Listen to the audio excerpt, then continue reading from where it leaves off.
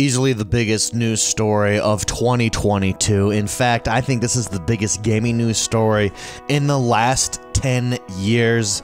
This is huge. You thought Bethesda rocked the world. You thought Bethesda blew things up in the gaming space.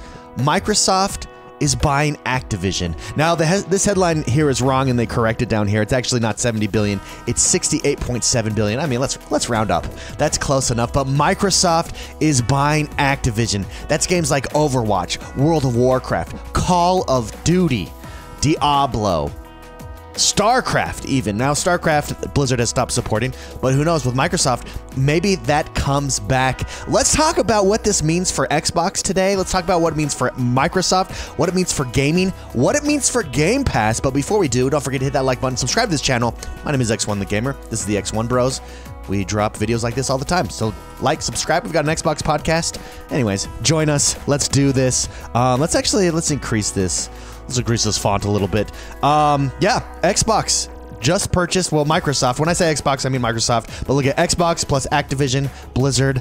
Oh, it's beautiful. $68.7 billion when the deal closes. Microsoft says it expects the deal to close in fiscal year 2023, which falls between July 2022 and June 2020. June 2023. This is huge. I'm so excited. I cannot even speak. I mean, who expected this? Who saw this? First of all, the fact that they're able to keep a deal like this silent for so long, props. Props to Activision, props to Microsoft, and everybody involved, because you thought you would have seen some sort of leak somewhere. We did start to see leaks leading up to Bethesda even, not about Bethesda, but that Microsoft was working on a large acquisition. Nobody knew that it would be Bethesda. There it was. Of course, this means the likes of Call of Duty, World of Warcraft, Crash Bandicoot, I forgot about Crash Bandicoot, Spyro, Tony Hawk, Overwatch, Diablo, and many other franchises will be under the ownership of Microsoft as soon as the deal closes. Until then, Activision Blizzard will continue to operate independently, after which time the business will report to the head of Xbox, Phil Spencer, as, quote, CEO of Microsoft Gaming. So he's got himself a new titled.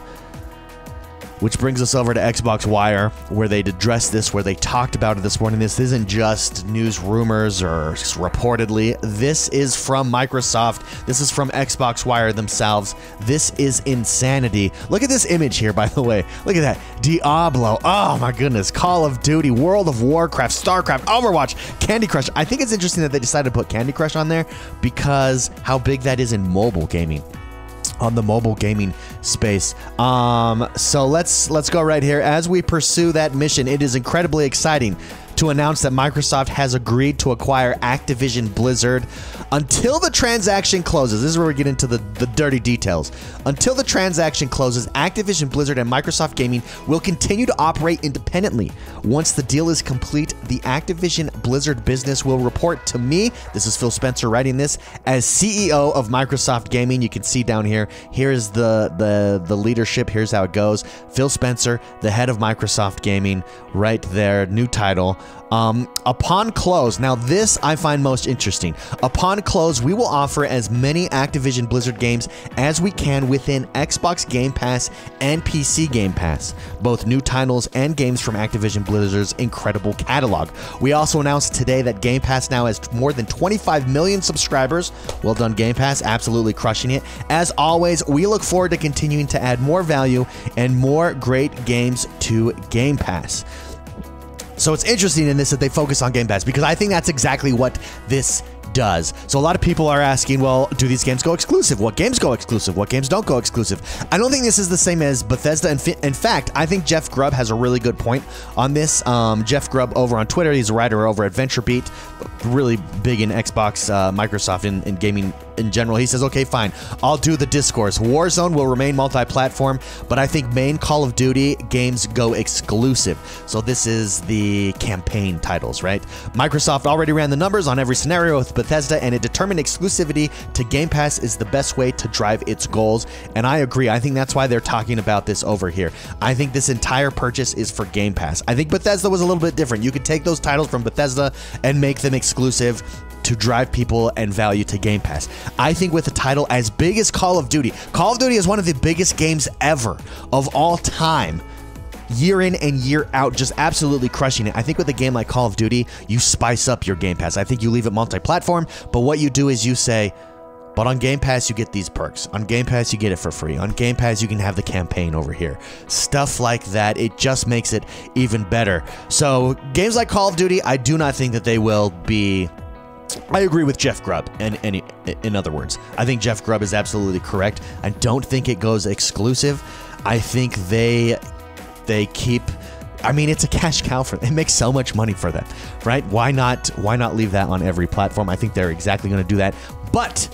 what it does for you, what Activision Blizzard purchase does for you, is it makes Game Pass undeniable. It makes Game Pass for PC undeniable. You now, imagine this, World of Warcraft. World of Warcraft is one of the biggest, if not the biggest, MMO to date. It's definitely one of the biggest subscription MMOs to date, ever.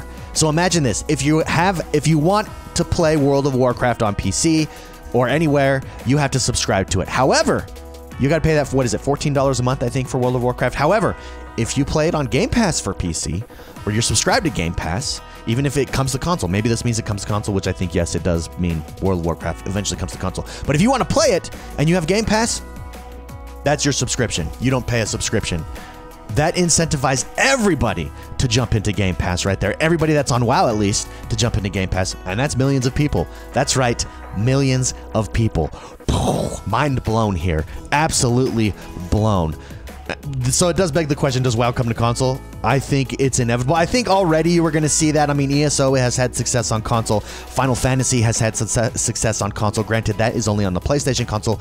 I think it's inevitable that WoW eventually comes to console. I think this probably speeds it up a little bit, or maybe it doesn't speed it up, but ensures that eventually we do get it to console. Look at games like Hearthstone. Hearthstone, the card trading game, another cash cow. I think that comes to console eventually as well. I think all you're doing, you got Diablo, you've got StarCraft. Now, StarCraft, they've stopped supporting. Does this mean that StarCraft is coming back up? They did. Let's scroll up here. They did include it right here. It's one of the biggest titles, one of the biggest esports titles, as well as Overwatch. They did include it right here on this image that they're using for marketing. Perhaps we get StarCraft is resupported and we see another StarCraft come out. Why not? Why not? But I think what this does is all of these titles from Blizzard, all these titles from Activision now come into Game Pass, whether that's Game Pass on console or just Game Pass for PC. It doesn't matter. It's irregardless. The value for Game Pass is huge. And that's what this means for Xbox. Imagine being a competitor in the subscription space. We know that Sony was going into the subscription space. They have plans to do it. And you wake up to this news this morning. Holy shit. Xbox now has Activision Blizzard as a part of Game Pass. What do we have to offer? What do we have to offer? We have our exclusives, sure. But now they have every single Bethesda game on Game Pass. Now they have every single Activision Blizzard game on Game Pass. I mean, this is huge. The value in subscription gaming has just been solidified for Xbox.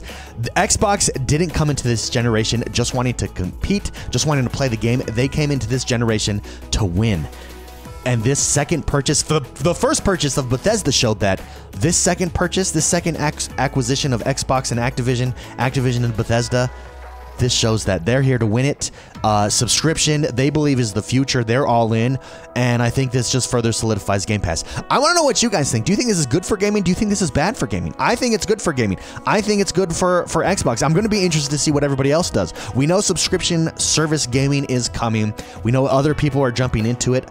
What does this do to that? What does that do to that model? What do competitors do to compete, to adjust? Where does this go? It's going to be very interesting to see. Regardless, congratulations Xbox, congratulations Phil Spencer, congratulations everybody over at Activision Blizzard. Perhaps, I don't know. I'm at a loss for words. It's period. This is my live reaction to this as it's happening right now. Mind is blown. This is absolutely huge. It's going to be interesting, like I said, to see where this goes. Again, let me know your thoughts in the comments below. Like, subscribe, and we'll see you guys next time.